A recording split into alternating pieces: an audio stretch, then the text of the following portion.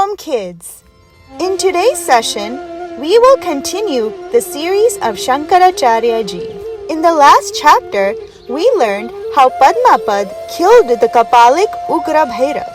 After that, Shankaracharya ji destroyed the Tantrik ill effects done on other people in the area. He preached and initiated the people there in Vedic religion and then proceeded towards the pilgrimage place. Acharya Shankar and his disciples reached Vidarbha Desh while doing pilgrimage. The king of Vidarbha Desh, which is part of Maharashtra today, gave a grand welcome to Acharya Shankar and his disciples. There also, Shankaracharya ji laid the foundation of Vedic religion through satsang and preached to people. He put them on the path of religion.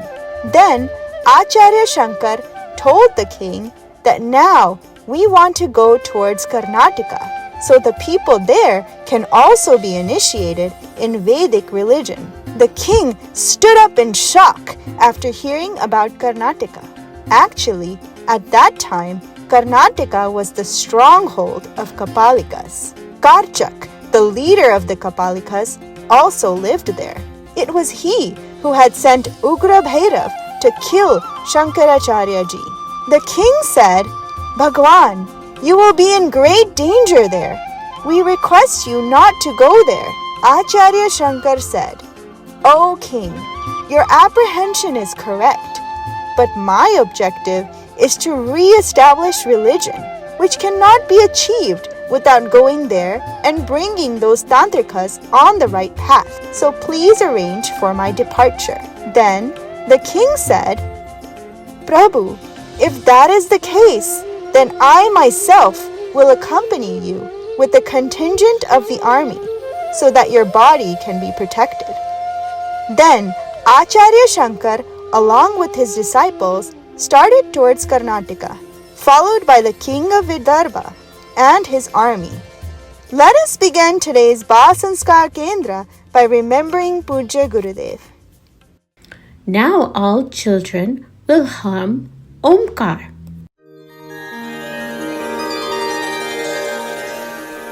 Hari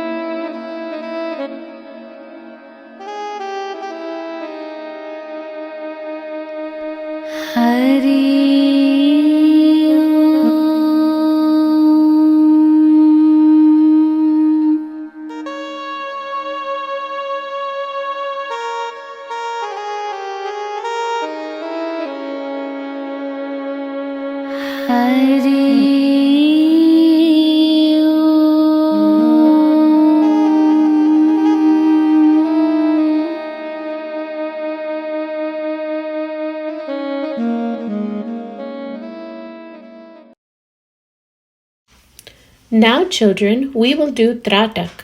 Tratak increases our concentration and memory power.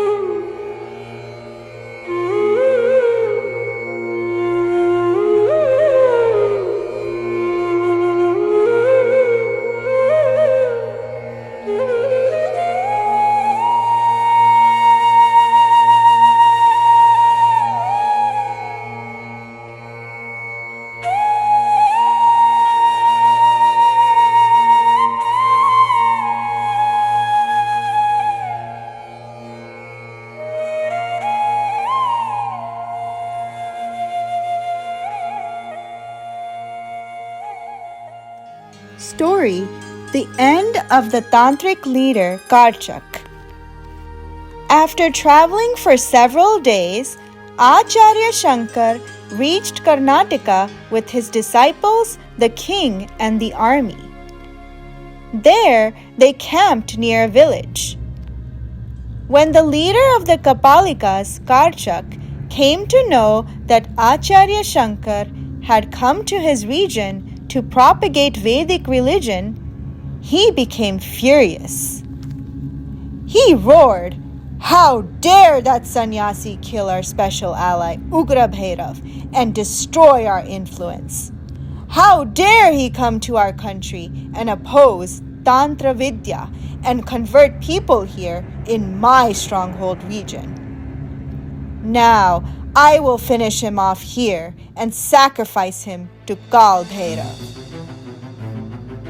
The leader of the Kapalikas was very fierce and very scary. He wore a garland of human heads. He poured wine into it and drank it.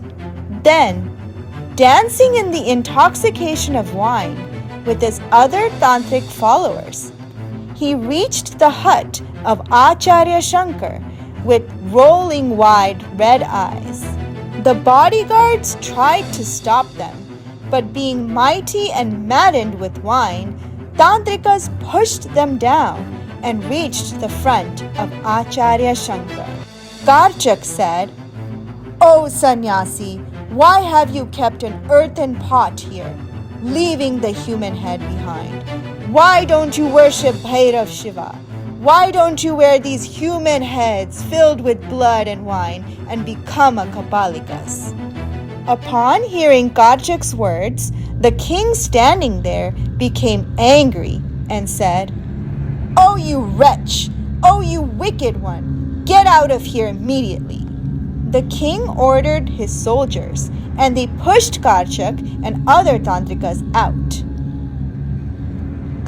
Seeing such insult, the lips of Karkach started trembling in anger and said, "If I don't cut off the heads of all you wicked people, then my name is not Karkach." Saying this, he left from there, stamping his feet. The leader Karkach formed two separate armies of tantrikas. He maddened them with alcohol. Then he sent one army to fight with the king, and himself set out with the other army to kill Acharya Shankar. A fierce battle broke out between the army of the king and the army of the tantrikas. The king had the strength of his Gurudev Acharya Shankar with him. He ended the entire tantric army in no time. As soon as the other army reached in front of Acharya Shankar, the spiritual influence of Acharya Shankar made them stand still, and no one dared to attack Acharya and his disciples. Meanwhile, the king's army also came and stood there after wiping out all the tantrikas of the first army. Leader Karkach, seeing his plan failing, started thinking that now only my Ishta Kal Bhairav could destroy all of them. He roared, "Hey, evil people! Now see the power of my Ishta Kal Bhairav. He will kill all of you." Quiz. Now's the turn for the knowledge science competition question. You will be asked a question and you need to give the answer in 10 seconds. There are 4 options to pick from. The question is, from the following 4 abodes in India, which abode is associated with a Jyotirling? The options are A. Badrinath, B. Jagannath Puri, C. Dwarka, D. Rameshwaram.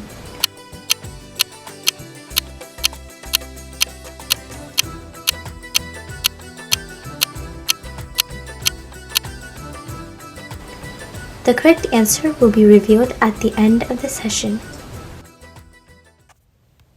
Children, you must have heard about Kumbh Mela. Do you know what the festival of Kumbh is? And why crores of people from India and abroad come to take advantage of the festival of Kumbh? Let us find out. The history of Kumbh is a glorious symbol of Indian culture. In Kumbh, devotees from all over the world come together to see the culture and faith of the entire country. The astronomical combination created by the entry of the planets of the solar system into particular zodiac signs is the basis of this festival. When the sun and moon are in Capricorn and the Jupiter is situated in Aries or Taurus, then the Kumbh Maha event happens in Prayag. These days, the atmosphere here is filled with divine waves, which leave their impact on the water here, due to which the stream of Ganga becomes even more pure, bathing in which gives a special feeling of peace and happiness. Ganga water never develops insects. It is considered a medicine. According to scientists, due to the high amount of oxygen in Ganga water and the presence of some specific bacteria in it, it does not contain harmful germs. And even if mixed, Ganga water has the amazing ability to remove them, which is not found in the water of other rivers. Health. Today we will learn about health protection, medicinal uses of figs. For blood purification and strength increase, soak 10 dry black grapes and 2 figs in a glass of water overnight. Boil the water till it reduces to half in the morning. Then drink the water and eat figs and grapes after chewing them. It removes constipation, strengthens the intestines, increases appetite, purifies the blood, and increases physical strength.